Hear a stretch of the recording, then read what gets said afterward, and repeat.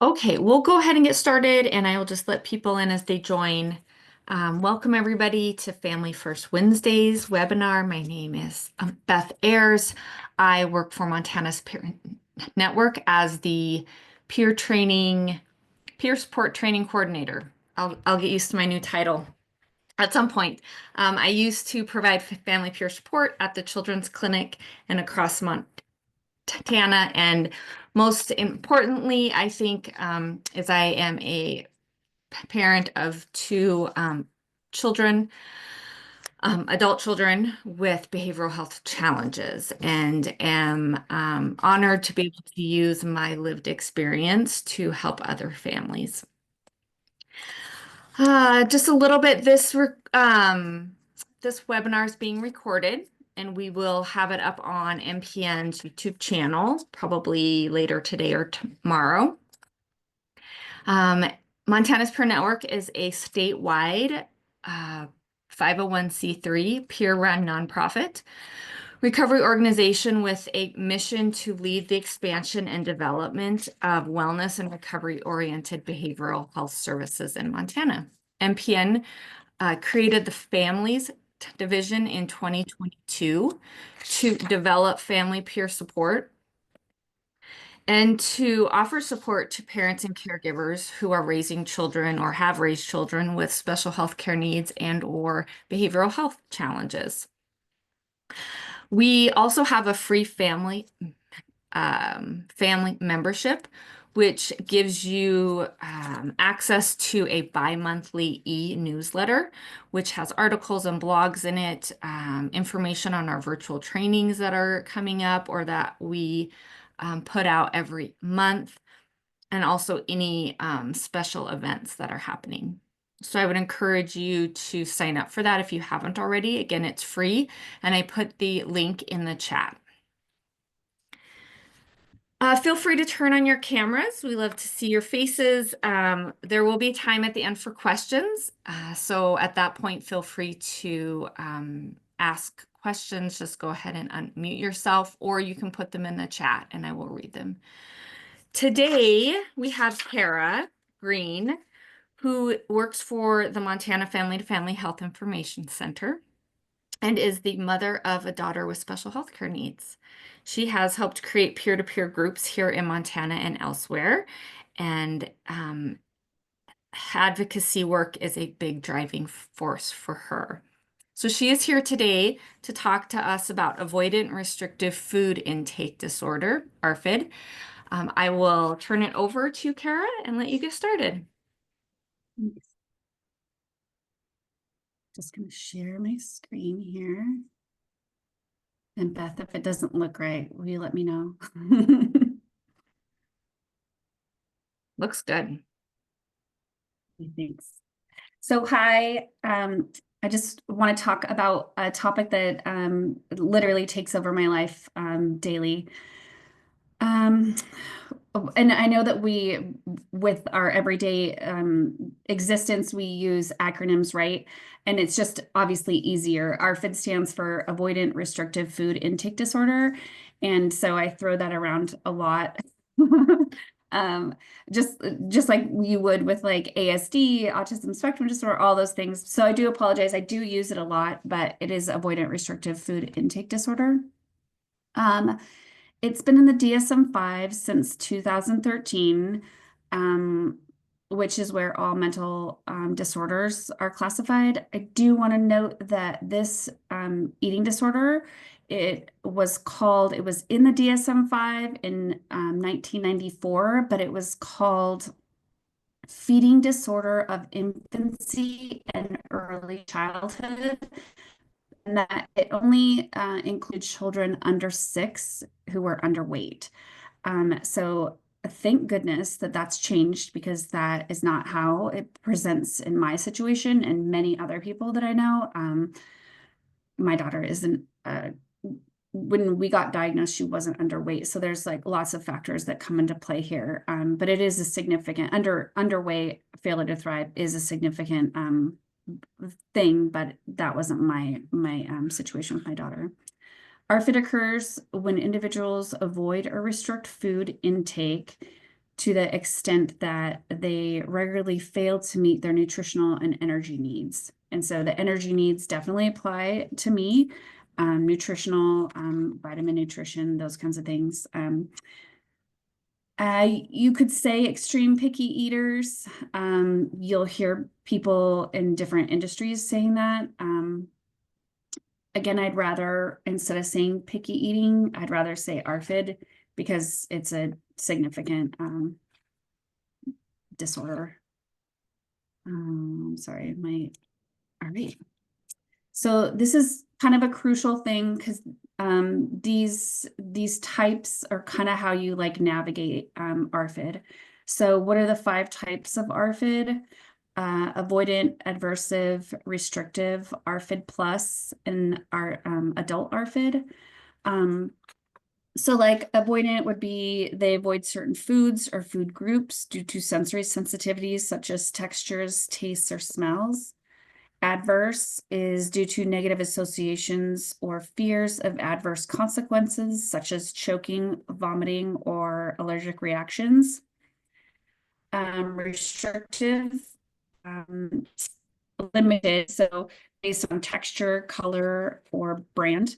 And ARFID plus, it's co-occurrence. So with other medical, psychological conditions such as autism spectrum disorder, obsessive compulsive disorder, intellectual disabilities, or gastrointestinal disorders. And adult ARFID, this refers to ARFID symptoms that persist into adulthood. There's two adults. There's adults that you've had ARFID since you were a child, and then there is a category of adults that actually get ARFID, and I can give you an example of that as an adult. So I do know a female that has ARFID. Previous, she did have 2 other eating disorders. So she did have bulimia and anorexia, and then she was in remission. She got COVID and it changed her whole sensory profile, her taste and her smell. And then she got ARFID from that experience. And so she's now had ARFID for probably 7 years, or sorry, 5 years.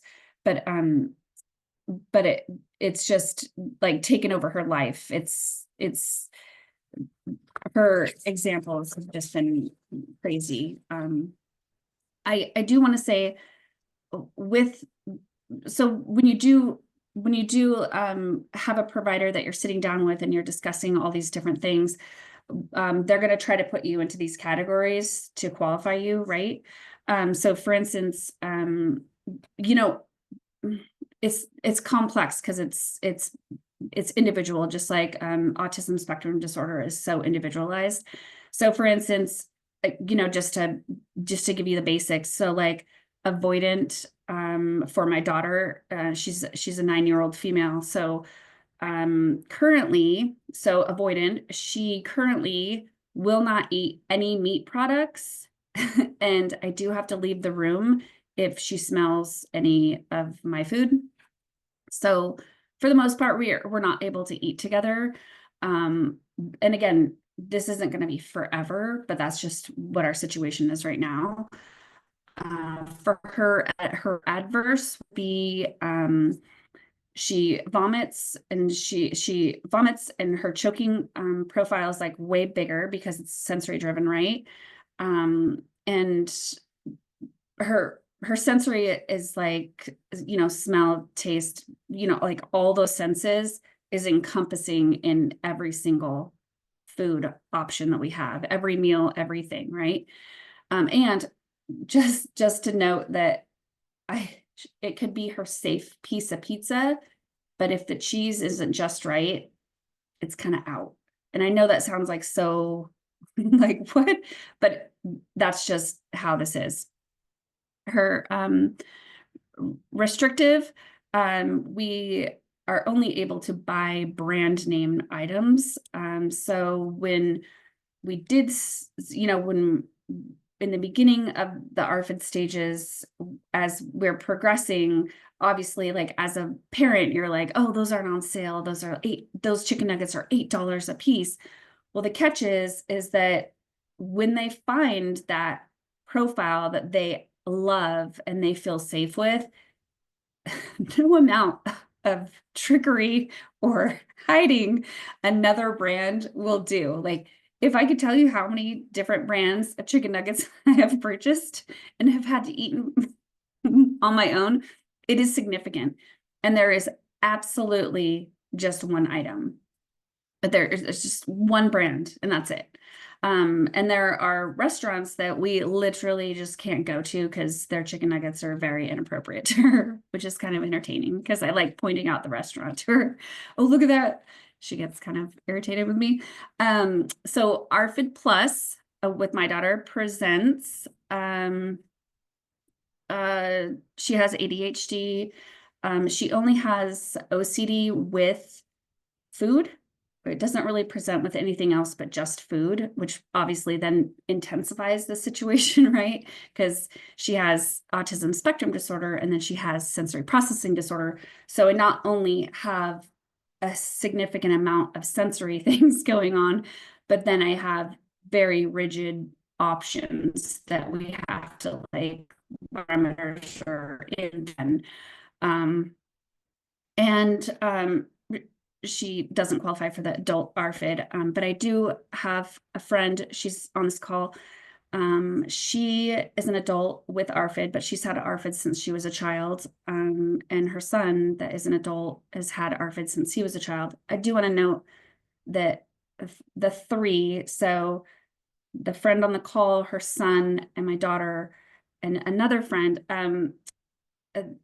an option to consider, and obviously we don't have enough research, but I do want to point out failure to thrive was definitely a situation that we need to then like look at looking back. So my friend Amy and her son were failure to thrive. My daughter was almost failure to thrive. We were like minutes away from taking her inpatient in the hospital because of, again, the sensory, the input, all of that. So I do want to just like, that's just a tidbit. It's just a tidbit. So my friend, just, I'm giving you these examples so that you can kind of wrap your head around like how diverse this situation is. So for instance, my friend, female, And you can say that it's me. You Amy. can say with it, yeah, you can say it's me. Yes, Amy. So Amy, one of her like avoidant. So say this. Amy goes to the store. She absolutely loves charcuterie, right? The meat and cheese, crackers, all of it, right? Here's the catch. She'll go to the store, buy all the things, get them home, smell them. If they don't smell quite right, they're out. And that is significant with ARFID across the board. And it could just be that day. But again, like that stuff goes in the trash. Like it's a sensory thing, right? It's like it doesn't smell right, it's gotta go. Her adverse, she did have choking, vomiting at a young age. So again, when you're talking adverse, now we're getting into like not really feeling comfortable about actually swallowing it, having it in our mouth, swallowing the item, because then you're getting into like a little bit of a trauma situation with like the choking and vomiting. With that being said, Amy, just like myself, was part of the clean plate club, right? Like you're unable to leave the table unless your plate is clean. And I could go in with like at least 10 minutes of like all the things I did to get out of the table. But ultimately I did have to eat it for breakfast many times. So I do want to note that the clean plate club isn't like a very productive way of like handling the situation either. Yeah, and you just had to sit at the table for hours until that food was gone. Again, not a very productive strategy to not understand what's going on in someone's mouth. I used to line up the peas under the side of the plate that my father and my mother couldn't see. And then I had to clear the table, so I would just scoop them into the garbage with the other scraps. Yeah, see, I'm telling you, I love it. Restrictive, so you were only brands, you would only do brands, like safe brands that you know, and it had to only be that brand. Same with like breads. Amy gives a fantastic description. Amy, do you mind just giving the description about the sandwich, like the McDonald's? Okay, so this is how weird it is. I usually get the spicy chicken or spicy McChicken at McDonald's, okay, or a Big Mac. One time I was cheap and not so hungry, so I got a Happy Meal. Well, the buns for the hamburgers are different, and they tasted like cardboard compared to the other buns. So I will not eat a Happy Meal again. And it's gotten to where the only place I can eat a hamburger right now is Dairy Queen. Because unless I want to pay the extra for the Big Mac or spicy McChicken, that's my hamburger option, my cheap hamburger option. And it's an example of one experience, right? Which I've had so many with my daughter, just one experience. And this is just one of your experiences, right? Like, I'm sure you could have Yeah. like 20 more. Well, and French fries. I can have McDonald's, prefer Dairy Queen, but since they changed to fresh cut fries at Wendy's and the different salt, I don't like their fries anymore. And if I go to like Montana Jack's, I'd have to tell them specifically twice fry them. They have to be anemic, which is golden on the outside and crispy, but potato on the inside has to be fluffy. If it's not right, I'll send it back. Yeah. And obviously Amy is an adult and she's living this, so she's had it as a child. And Amy, did you ever get speech feeding or OT feeding services? I had speech. I was in kindergarten for 2 years. Of course, you know, it was behavioral issues. We didn't know about isms, but I was in speech till 3rd grade. But was it Um, right? Like you were never put in feeding therapy, right? no, but I remember early on that certain things would just like my gag reflex would just automatically either projectile or spit it back out or go to the trash and spit it out because I couldn't bring myself to eat it. And like with the Clean Plate Club, yeah, that's a whole different tangent if somebody wants to hear about that later. But yeah, it's like but I was told within the last 3 years that my tongue is too wide for my lower jaw, or my lower jaw is too narrow. And my sister had to get surgery to lengthen her jaw or shorten her jaw, one or the other, when she was in high school. So it makes me kind of wonder if that plays into it too. You're with like how your mouth like handling all those foods sensory wise, right? But my And then your sister, they son, said that it was because she sucked her thumb a lot. And I was the exact opposite. So was my son. There was no sucking of thumbs, no putting foreign objects in my mouth. Forget about like the teething rings that you freeze or put in the fridge. Neither one of us did that. And my mom had told me what she did with me was ice cube in a wet washcloth, because anything plastic, just no. wouldn't do.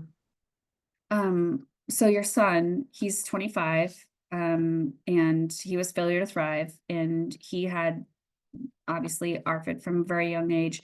His ARFID initially was triggered by extreme allergies. Is that correct? He And was allergic to 48 foods alone, doesn't include environmentals. Mhm. He did not get diagnosed with that until 16 months, but he was a failure to thrive until he could start drinking milk because turns out when you breastfeed and WIC gives you all the peanut butter, that peanut butter is transferred through your breast milk. Did not know that, but because he wasn't gaining any weight, he was almost still the same size he was when he was born at 3 months. So his pediatrician decided to put him on double soy formula with vegetable oil to fatten him up. And of course, he would projectile vomit it. And every time I would ask, because I had better babies coming in the house, because it was a difficult pregnancy and she was checking milestones and everything. But every time I would ask for allergy tests, I would get, oh, well, he's too small. His back is too small, whatever reason. And when he started putting on weight when we went on milk is when she decided, oh, well, maybe he does have allergies. And of course, the big ones were peanuts, tree nuts, soy, um, a lot of seeds, and then a ton of fruits and vegetables. And I think that's where he learned what colors were okay to eat because he was allergic to cranberries, cherries, um, all the red strawberries, but pineapple was okay, though it gave him a rash because it was too acidic. Oranges were okay, carrots were okay, um, pumpkin or squash was okay. But spinach, he loved spinach, but it was a different texture and color than the greens he was allergic to. so But his ad but his adverse was choking, vomiting due to his allergic reaction, which then obviously creates trauma. And then he was like struggling, right? Because when you keep vomiting and choking, that's like super scary, especially as a yeah, kid. Then his restrictive was he would only eat colored foods. So he would eat tan, white, yellow, or brown foods only, right? Because of his allergies. orange. He would Orange, have orange. orange. So then it took him to be what, 12 to eat a piece of pizza? Yeah. And then his I used to even chop up super fine chicken to put on his Doritos and then put cheese over top. But he was just too smart for that. He'd peel off the cheese, flick all the chicken out, and then he would take a piece of the cheese and lay it with each Dorito to eat it. Because, yeah, he was too smart. But he would eat a chicken nugget. not chicken, but yeah, Yeah. same. Yeah. And then his ARFID plus is he is on the autism spectrum disorder or spectrum. And then his adult ARFID would be he still does brand names. He's still hypersensitive with his allergies and he still is very overwhelmed with textures, right? Well, and also if say I find a chocolate that he can have that has no traces of, it's not from a factory of, or anything like that, it will take him days to take even just a little bite because he's had so many instances where somebody has given him chocolate because, like an example, regular M&Ms don't have nuts, but people don't read further to see that made in the same factory may contain, So he's just very cautious and like desserts, he'll only eat ones that he or I have made, so they're pre-approved. Right, everything is. And I did approach because I do have a friend, her daughter we're like watching it so that her daughter doesn't get to that point, but our daughter's 8, and she significantly suffers from allergies. She has so many allergies, and so it's put her in the ER so many times that her mom's watching her just get that way. And then obviously if she gets to a failure to thrive weight, then now her mom will have to probably navigate ARFID. So I, as an individual, was in an appointment with my allergist and was like, oh, hey, to this doctor, I was like, oh, hey, I just want to like kind of tell you about ARFID and like how you could be like a referring provider. And he was like, whoa, whoa, whoa, like, whoa, but I do have to say that allergies can spin you into ARFID also. And obviously Amy's in the situation, my friend's in the situation. So it does actually present with allergies amongst, all the other. Well, and it also forces the brands. Yes. The brands, the restaurants, Yes. we get invited to, what's it called? The Montana Club. Is that the one that's over by the zoo? I think so. They cook some foods encrusted with different kinds of nuts. So he can't even be in that air. At the mall, they used to have in the feeding court a lot of Asian cooking going on, and he would start to hyperventilate and have breathing problems just walking past. We weren't even going in. So, it's even like that deep to where like if a store has loose nuts to scoop out, like what's the one over Five Guys? You can't go to Five Guys, right? Yeah, no. But the one over by the other Target where Kmart used to be, that one, we can't go in there because they have this scoop your own candies and nuts, and he just knows it's all cross contaminated and everything. So yeah, it even affects where we go. Yeah, where you go. Yeah. No. Baseball games. Baseball games. Right. So this is Morgan at the Montana Rescue Mission. Sorry, my video camera is connected in, but it's just not working. But it's just interesting to hear you guys all talk about this. So my son Joseph, he is 17 years old. And his whole thing with him is he's always had a huge complex about his weight, and this wraps around with the food thing. And he just, especially with boys, especially nowadays, the working out is such a huge deal, and he just can't put weight on. And he would just wear like big sweaters to school. Like it would be 110 degrees out, and he'd go to the pool with his friends and be in just like baggy clothes because he doesn't want people to see. So this caused a lot of this actually for him. My son, so many of these things you guys say too, it's just interesting. Like he won't drink out of plastic anymore because lead used to be a huge thing that harmed us. And now he tells me like it's plastic. He will not use regular deodorants because the lead in there. And the cross contamination is just funny. Or if we go out to food places, my son's like, do they have gloves on? Did they wash his hand? He smells things before he eats it. And dishes, it doesn't matter if the dish is brand new clean, been clean, he has to wash his dishes before he'll use it. And then he still smells it. But it's just interesting hearing you guys say this because I've never heard of ARFID, the exact term of that, but definitely a lot of the things you guys are saying, I would say my son does too. So it's and my daughter doesn't have OCD, obsessive compulsive, but she does have it when it comes to food. Mm-hmm.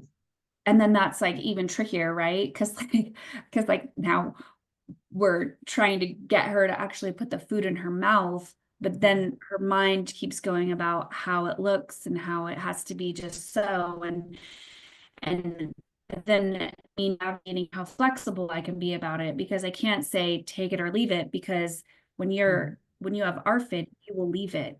There is no, they're starving, they'll eat it. No, no, no, no. They will starve before Yeah. they pick it up.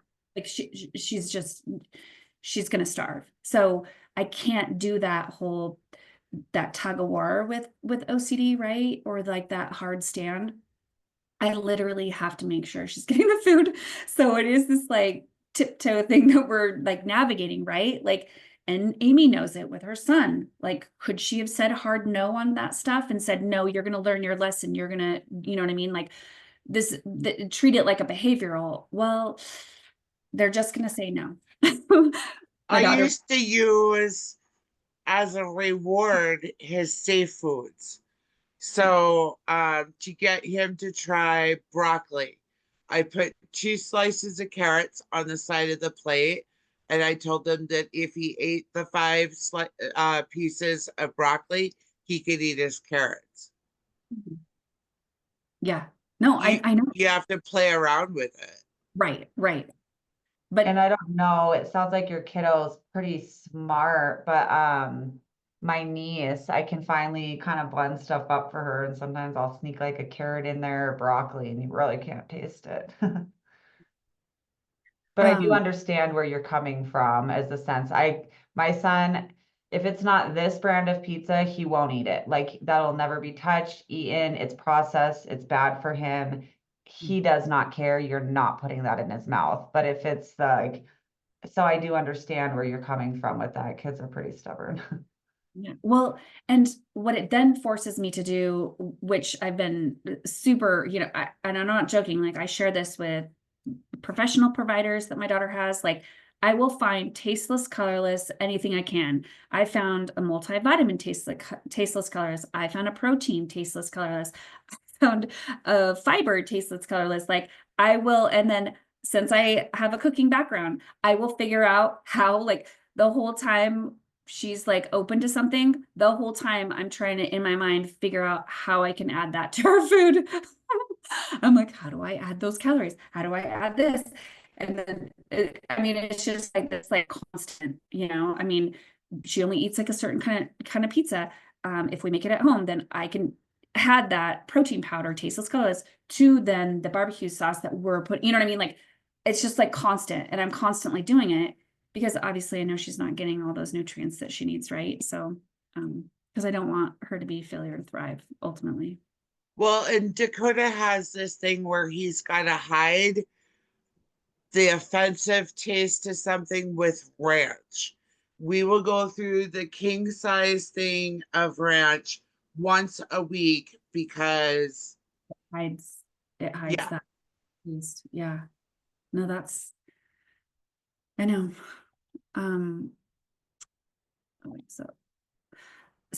So signs and symptoms a person might, and when I created this PowerPoint, I just want you guys to know it's to share with like families. And obviously, since I'm navigating this, my daughter's in school, so I also wanted to advocate for the people taking care of her at school, and that's like a fine line, and it's been very, very tricky for me.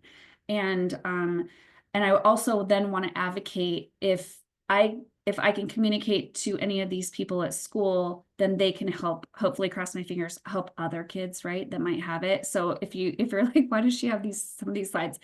I'm trying to like help, you know, people at school too, that my daughter's like, that we're interacting with. So like, you know, we could go down the signs and symptoms, right? Like, slow narrowing frequency, eating foods over time. So it could take us 15 to 25 minutes to eat one meal. And there's all kinds of sensory factors that go into that. We haven't been able to sit down and eat a meal within 10 minutes, and I can't tell you how long. So like every bite is very small. Every bite is very calculated in our mouth. It's chewed very slowly. It has to be safe because of choking, vomiting, those kinds of things. So the eating is very slow. Something to notice if you ever notice kids, you know, if you're like trying to notice things, obviously extreme weight loss. Amy's son was in that. My daughter, we're tracking that way. I'm trying to avoid it with like an extensive amount of help through all the things that I'm trying to do for her. Obviously they're going to catch it when you're in your provider appointment for your child, because they're going to look at growth patterns. Obviously the traumatic experience with choking, allergic reaction, that comes into play. So if you're suspecting it, you really need to discuss that with the provider. I don't care if you're like, Kara, give me this list. I'm going to figure this out. I will absolutely do that for you. The criteria to diagnose is not complex whatsoever.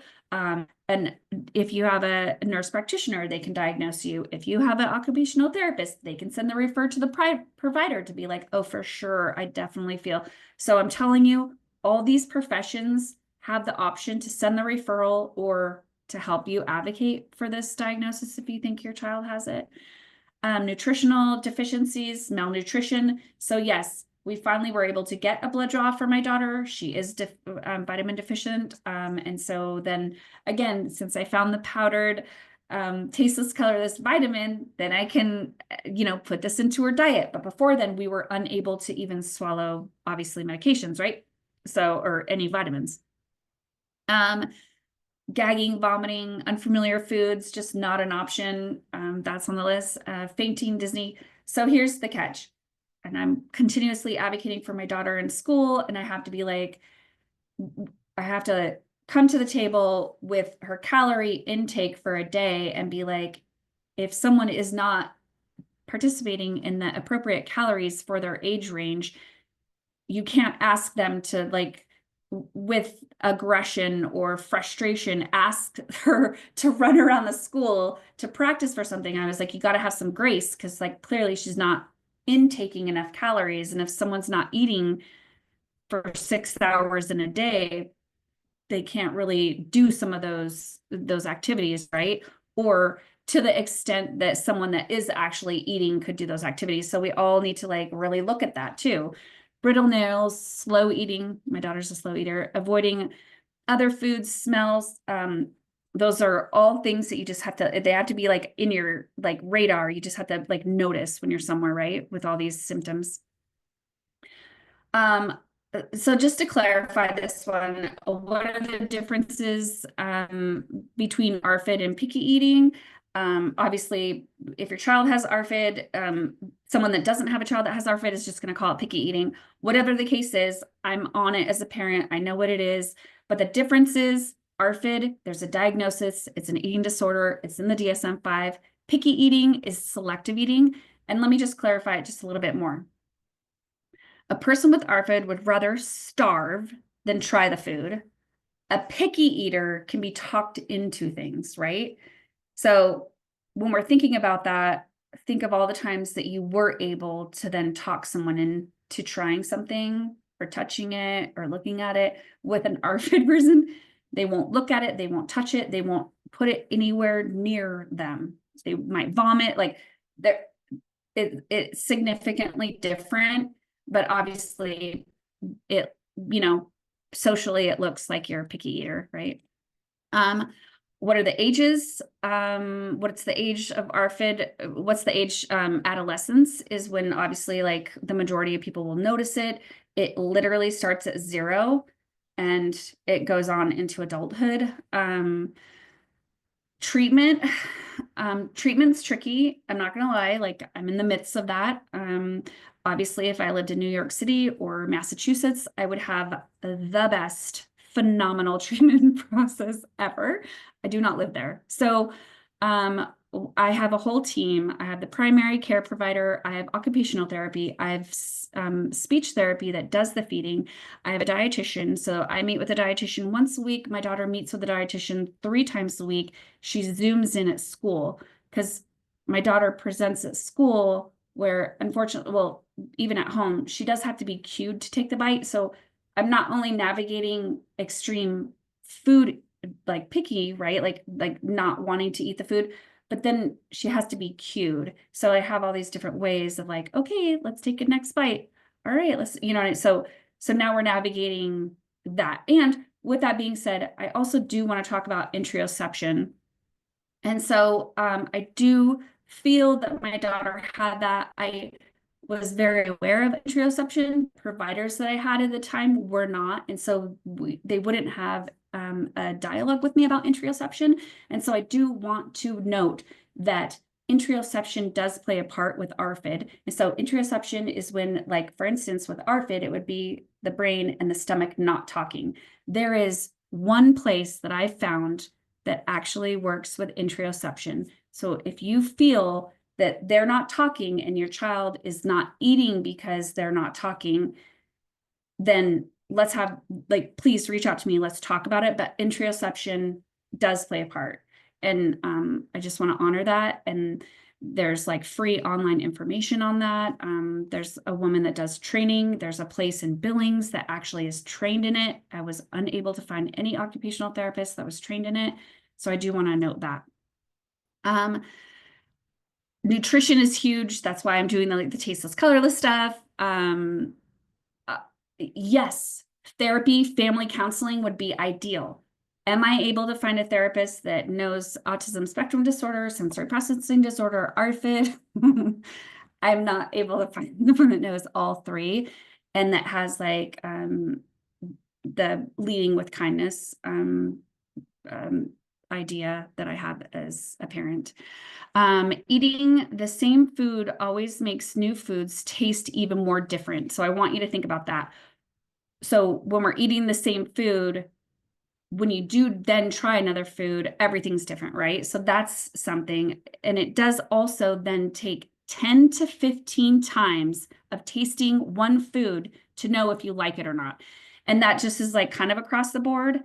So how hungry you feel and how much pleasure you get from eating are partly due to your genes, which I didn't know that. It's like super fascinating too, right? So there's like all these like factors that come into play with this. Parents, what should you do? Obviously, I kind of talked about it. Reach out to your primary care provider. All this is like very time consuming. I do know that, but please write down what they're eating. Write down what they're eating in a day. Write down. So what I have is I have it sectioned in the proteins, the vegetables, fruits, and desserts.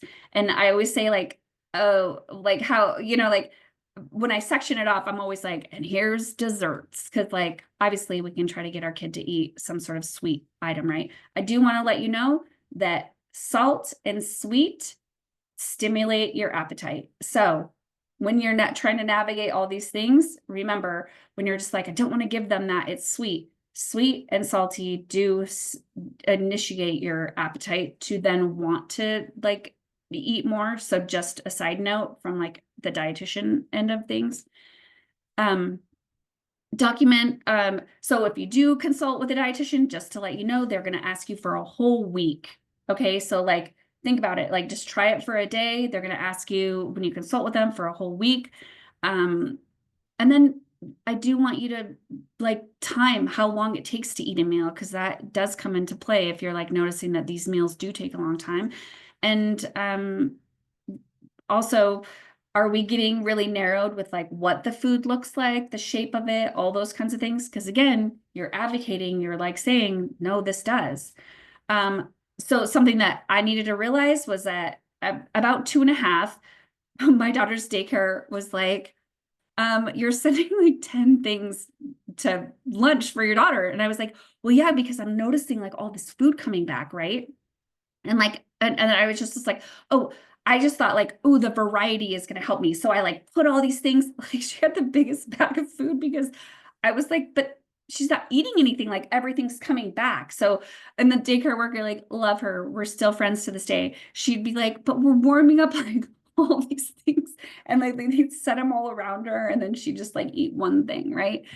But it didn't take me until my daughter was 3 until a mom, we're at a play date, which we had like a weekly play date with this family. And the mom looked at me and said, oh, what will she eat? Because we were like there for dinner. She's like, what will she eat? And not until she said, what will she eat? And then I said, and she gave me the options and I said, only chicken nuggets. And when I said it out loud to her, I was like, oh, that doesn't seem okay. And then it was like in my radar, but then, you know, after that, I was consulting with like 4 different providers and they just kept obsessing about her BMI and not addressing the food. Like, and so they were just like, but her BMI's high. And I was like, but she's not eating anything. And it was just like this back and forth. So I just like got the parent shame, but not like the information. And, you know, I'm not going to say they probably didn't know about it, but again, like, let's just shame the parents. So not until she was 5, did we figure out with actually a cognitive therapist, that I was talking to, was like, you know, you're telling me all these things about your daughter. I want you to look into this. And then she gave me this WebMD information. I was like, this is my daughter. And so anyway, that's how I found out that my daughter had it. And therapists can help you diagnose your kids also. I do say this to myself. I would say this to friends a few years ago. If you've ever seen the movie Terms of Endearment, Shirley MacLaine played Aurora Greenwood in Terms of Endearment in 1983. I'm that mom that has been pounding on the counter when her daughter's in the hospital and the nurses won't give her meds. That's how I feel that I've had to advocate for my daughter, unfortunately, since she's been little. So how can I help? And this was obviously from like a school perspective, because I really wanted to put it in these schools like realm, right? I just want to note, like, everything has to be done without any like shame, like shame just has to be like thrown out the window forever. Like, let's just not, okay? Let's just, it has to be like curious. It has to be like, obviously I want the schools to work closely with parents and providers, approach the feeding interaction with extreme grace, and like, oh, you don't like that? Again, I was a paraprofessional. Not only am I living with ARFID, but I was helping kids with ARFID that didn't have a diagnosis, but I knew what was going on. And so I'd sit down with them and I'd be like, oh, looks like we got these things for lunch today. Like, what's your favorite? And, you know, when they didn't like it, I was like, oh, cool. Yeah.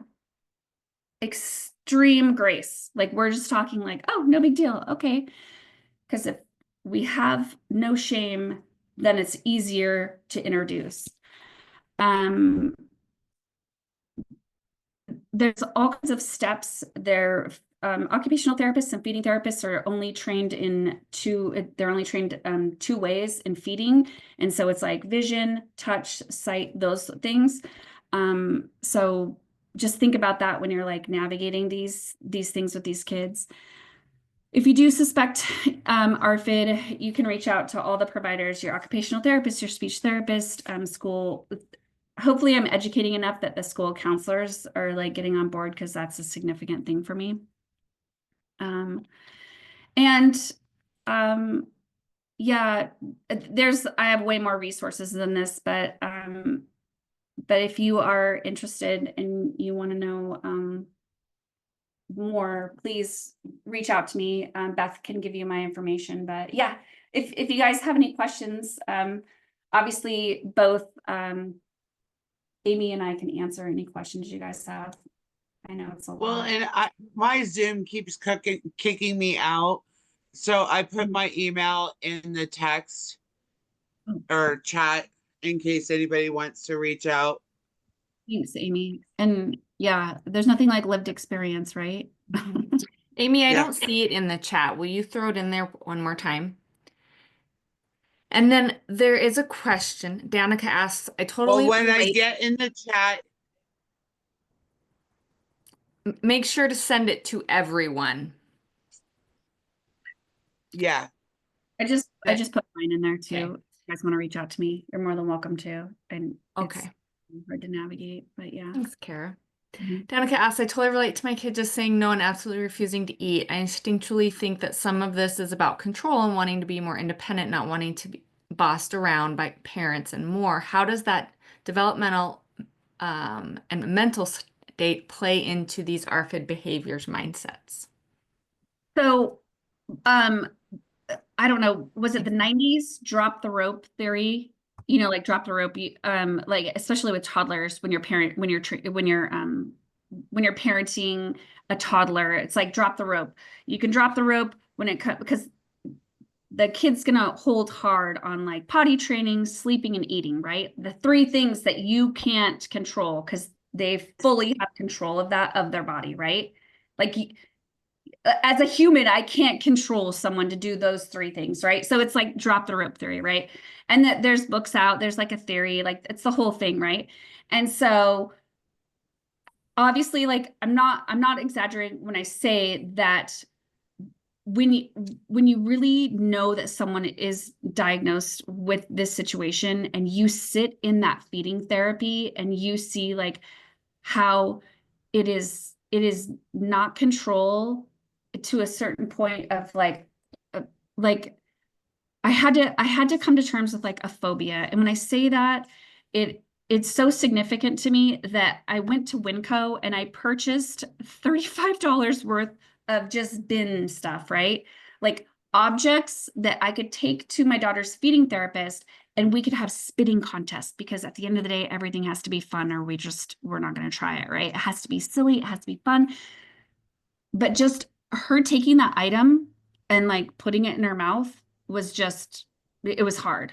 And so I bought so much bubble gum to like have fun with bubble gum and play bubbles. But remember, that's like sitting on her tongue and that's like filling up and like, and when you think about it, like she's literally phobic of putting stuff in her mouth. Like, I don't know how else to explain it, but the more that we get to play around with objects in our mouth, food related, is the best way for us to like move forward with this. It just is. And I try it with like drinks, but obviously she doesn't want to put this, but the coolest things that I've found at Winco and the bins have like helped us significantly. Because then the feeding therapist is like, because I'm the judge. So I sit on the side and then we go outside and then they spit and they're trying to like, you know what I mean? Like with all these different objects. So we're like making it a game, right? But with that being said, now we're like saying, oh, because she just wanted to put the object, which is like right here. And then we're like, no, you have to push it back. So it is so complex, right? Because in a sense, it is a phobia. She doesn't want to put the food in her mouth. And so when we like say control, absolutely, like there is a bit of control, but there is that idea that we could choke, we could vomit always in the back of our head, right? Like, and I know Amy feels that and her son feels that. And so I always have to be like, this is so exhausting, but at the same time, I have to be like, she doesn't want to vomit either, right? Like this triggers a vomit response and a gag response and that texture response. So I don't know. I hope I answered that, Danica.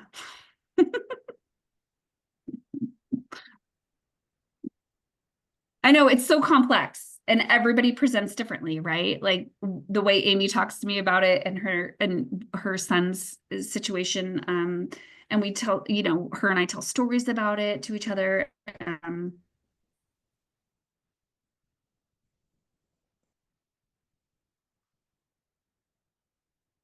think Kara froze. The amount of patience that I have. Like, I mean, you just real quick before I get booted again. Mm-hmm. Yeah. Good.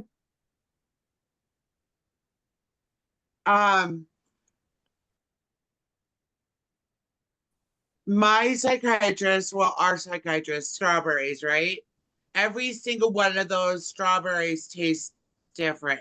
Some of them are bitter, some of them are sweet, some of them are sour, some of them are mushy, some are firm.